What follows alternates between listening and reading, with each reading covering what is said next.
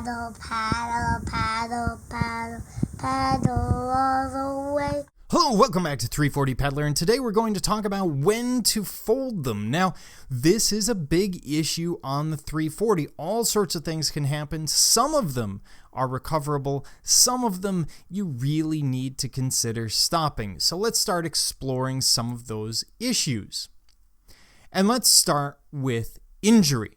Now, of course, injuries do happen on the 340, sometimes overuse injuries, sometimes things like people stepping on rusty fish hooks, or you get a cut somewhere, or any number of other things. So, first, what do you do? First question, what is the injury? Can you continue without long-term injury? So if you break a tooth, which I did in about 2015 or so, during the race, 2017 maybe, go ahead and have your ground crew pick up scope. I could still eat and function and move on.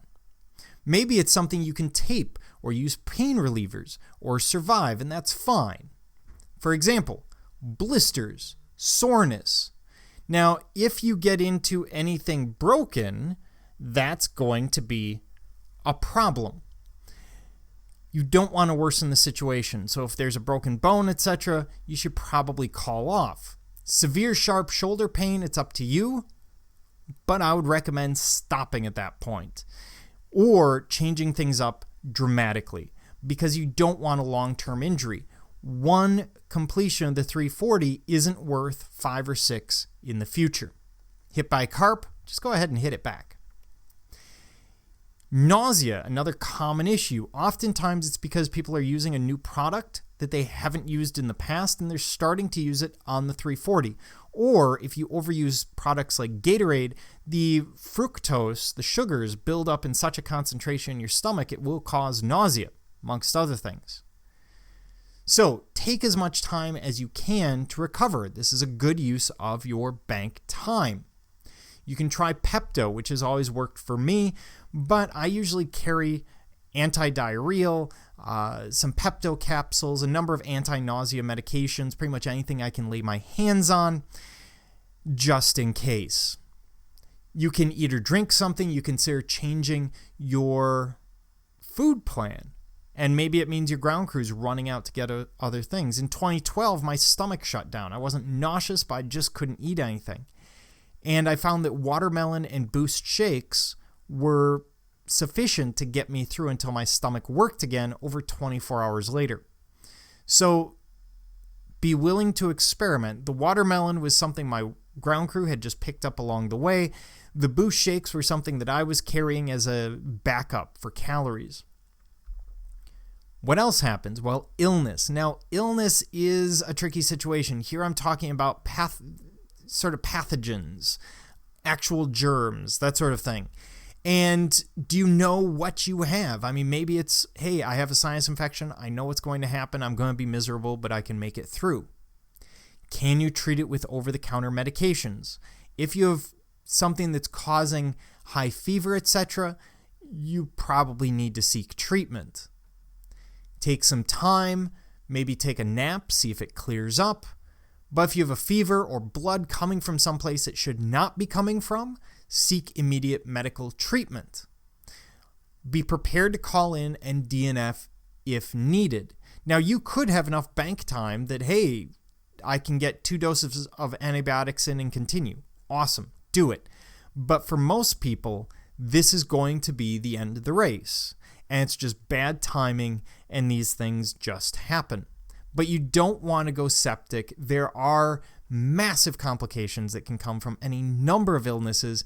You really don't want to bring them on through heat and continued exertion.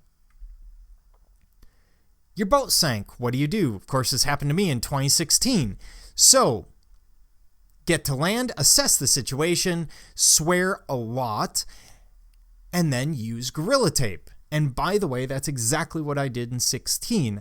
I wrapped it in Gorilla Tape, a ton of it. We went through 3 rolls to cover a 17-inch gouge.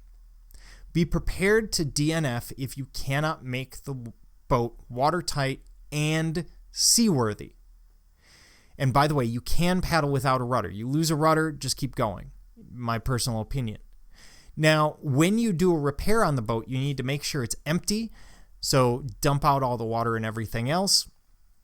Do your repair. And then empty, put it in the water and sit in it at the ramp. If it breaks or sinks, well, there's your answer. And then reload it, do it again, sit in it, see what happens, and preferably call Scott or the safety boats and say, hey, by the way, I sank my boat. It's being held together by tape. I'm going to continue. Here's where I am. More than likely, nothing will happen, but it's good for them to know. What if you're just done? What if you just don't want to continue? Well, there's a couple of things, and mostly this comes down to the ground crew. The ground crew being able to talk you out of this. So take some time. A nap, a shower, a change of clothes, or a massage can do wonders. Use some of your bank time. Now, this happened to me in about 2016. I came into Jeff City 2017. I came into Jeff City ready to DNF. I was sore. I was burned out. I was in bad shape. I took a 20-minute nap and got a pep talk and was back on my way and finished the race. You can also talk to other paddlers. I did this again in 2017. I talked to some other paddlers, ground crews. They were willing to help me out, to at least encourage me to continue. Paddle with someone to the next checkpoint. Of course, misery loves company. Or, my favorite, just float. What I usually do if I want a DNF, and yes, this has happened in numerous years, is I come into the checkpoint, I want a DNF, I go, you know what, I'm just going to float to the next checkpoint. It doesn't matter. I know I will do 2.5 to 3 miles an hour getting there. And to be brutally honest, I get out into the channel and I stop paddling for maybe 5 minutes tops and then decide, you know what, the suffering is going to end a lot faster if I paddle. So I push along, and by the time I get to the next checkpoint, I'm probably in a different mental state. So definitely something to think about. Ultimately, we want you to get to the end of the race in one piece, and no one goes through this race without dealing with some of these circumstances or situations. So consider that. Keep in mind, everyone's been through it. We're all in this together. We'll get through it together. Until next time, this is 340 Paddler, hoping that you keep your paddle in the water.